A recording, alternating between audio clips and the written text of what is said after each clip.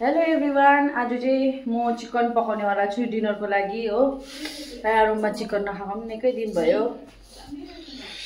यहाँ चाहिँ तेल खरिँदैछ हो। तेल चाहिँ भक्कु लगायो सोच्नुहुन्छ होला कि, तर मेरो स्टाइलको चिकनमा अलिकति तेल चाहिँ बेसी नै लाग्छ। चिकन चाहिँ यहाँ छ,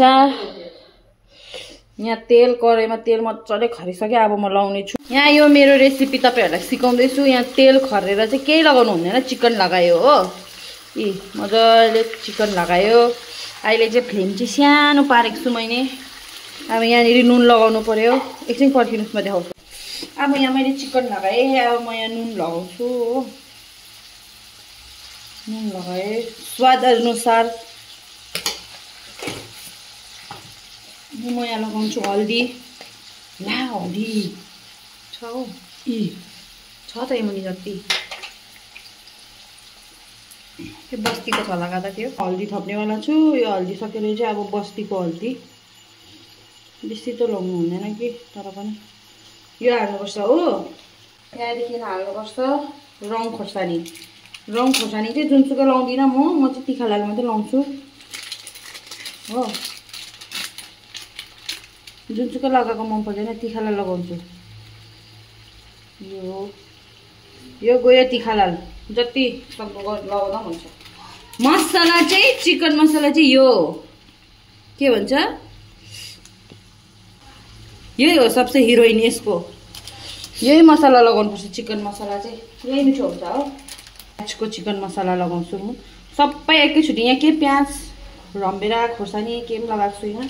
यति लगाइसकेपछि चाहिँ म मजाले चलाइदिन्छु। ग्यास सानो छ त्यही भएर यहाँ उयो भएको छैन। अब अलिकति बढाउँछु ग्यास हो।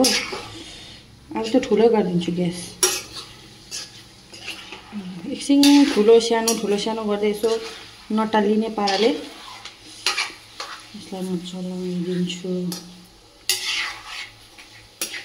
सबै मोलमाल भएपछि अब यसलाई यतिकै अलिक रातो हुइन्जेल फ्राई गर्नुको लागि छोडिदिन्छु। अब अर्को अलिक फ्राई भएपछि म देखाउँछु। यहाँनिर चाहिँ अब चिकन चाहिँ पाकेर फ्राई भएर यतिको भएको छ। यसलाई चाहिँ नछोपिकन फ्राई गर्नुपर्छ हो। अनि यहाँनिर चाहिँ अदुवा लसुन मजाले, अदुवा लसुन अलिक बेसी चाहिन्छ। प्याज रमभेडा पनि अलिक बेसी चाहिन्छ, लोभ गर्नु होइन हो। रमभेडा पनि अलिक बेसी चाहिन्छ। यो चाहिँ अलिक खसो खसो खालके कुच्याउनुपर्छ। अन्त यो हाल्नुपर्छ। अहिले देखाउँछु म। अब चिकन चाहिँ यतिको रातो रातो भएपछि चाहिँ हामीले लाउनु पर्ने हुन्छ अदुवा लसुनको पेस्ट। यहाँ देखाइदिनु अदुवा लसुन। यो चाहिँ अलिक खसो खसो कुचेको, अलिक बेसी लाउनुपर्छ है, तर लोभ गर्नु चाहिँ हुँदैन है। लु यो लगाएपछि चाहिँ यसलाई मजाले चलायो यसरी।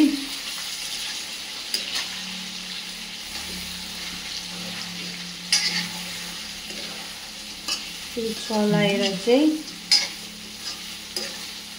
अब यसलाई चाहिँ छोपिदिनुपर्छ एकछिनको लागि। एकछिन अलिक सानो ग्यास बनायो। अनि यो ठुलो कराईको ढकनी चाहिँ यो बोल हो, बास छोपिदियो। अब यो मैले अघि अदुवा लसुन लगाएको छु। अब त्यो खोल्दैछु। अब अहिले चाहिँ म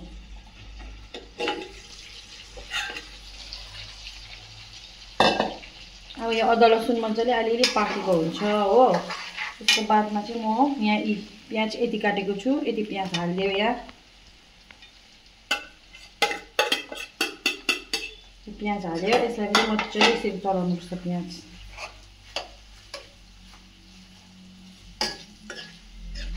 चलायो यसरी पकाउँदाखेरि चाहिँ। अब यो प्याजहरू हाल्दाखेरि चाहिँ, अदुवा लगाएर प्याजहरू हाल्दाखेरि चाहिँ फ्लेम चाहिँ एकदम सबसे सानो पार्छु म हो।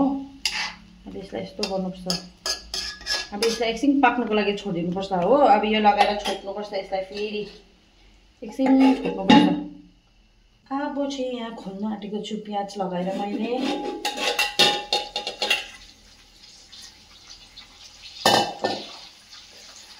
माथिबाट देखाइदिउँ न छेउबाट। अब चाहिँ यो प्याज यसरी ललाक लुलुक भएको हुन्छ हो।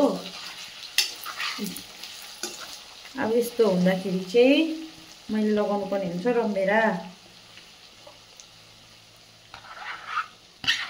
रमभेडा चाहिँ म यसरी स्क्वायर सेपको काट्छु होइन। किनभने चाहिँ लाम्चो काट्दाखेरि चाहिँ त्यसको त्यो दोरी जस्तो बस्छ कि, त्यो चाहिँ मलाई मन पर्दैन हो। रमभेडा हाल्यो। यसलाई पनि मजाले चलायो हो यसरी। अब यसलाई पनि यसरी छोप्नुपर्छ, सानो ग्यासमै पकाउनुपर्छ, टाइम चाहिँ ओभर लाग्छ फेरि। यसरी रमभेडा लगाएर छोपिदियो। अब चाहिँ यहाँ रमभेडा लगाएर म खोलेर हेर्दैछु कस्तो भएको छ। रमभेडा अलिक ललक बेहोस भइरहेको छ रमभेडा हो। रमभेडा पाक्यो, मिठो देखेन? अब देखेँ नि होइन। अब यसलाई अलिक त्यस्तो गर्नुपर्छ। अलिक त पाकेको छैन रहेछ कि, अब यो आफै पाकिहाल्छ हो। त्यसको लागि चाहिँ अब तपाईँहरू कति ग्रेभी खानुहुने त्यसको हिसाबमा हुन्छ। अब म चाहिँ ग्रेभी खान्छु, द्याट्स वाइ अब यहाँ अघि अदुवा लसुन कुच्चाको पानी चाहिँ फ्याँक्नु हुँदैन भनेर मैले यहाँ एकदम त्यसरी लगाइदिनु भएको छ। अब यो रमभेडा चाहिँ त्यसै पनि अहिले एकछिनमा पाकिहाल्छ गाइस ल।